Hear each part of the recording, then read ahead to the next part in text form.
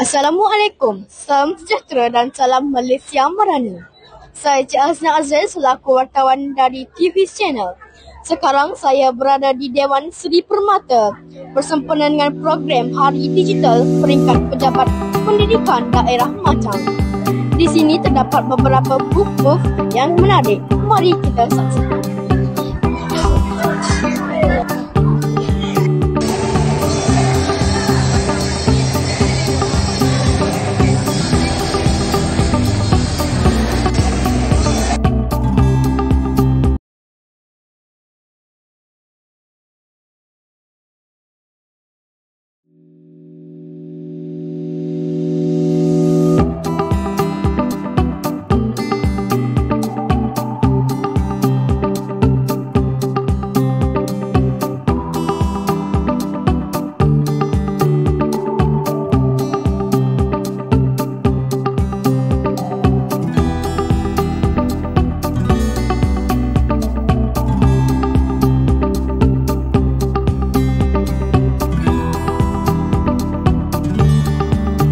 Assalamualaikum warahmatullahi wabarakatuh.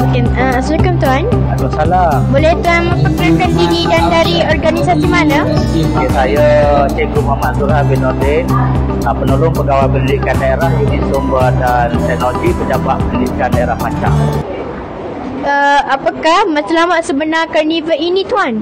Matlamat sebenar karnival ini adalah untuk memberi peluang kepada cikgu-cikgu dan murid-murid berinteraksi dengan digital, hal-hal yang berkaitan dengan digital. Okay.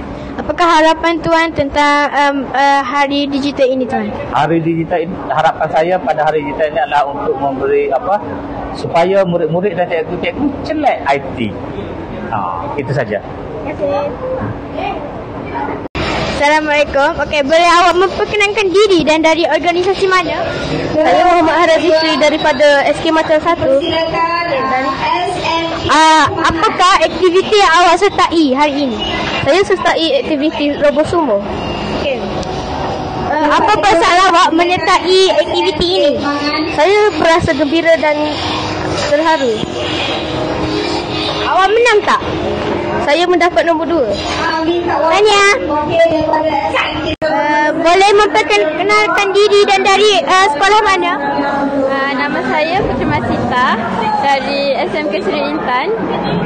Apakah perasaan awak hadir ke karnival ini? Best sangat sebab kita boleh tengok pameran digital dengan AI. Lepas tu kita boleh tengok dia orang main game. Terima kasih.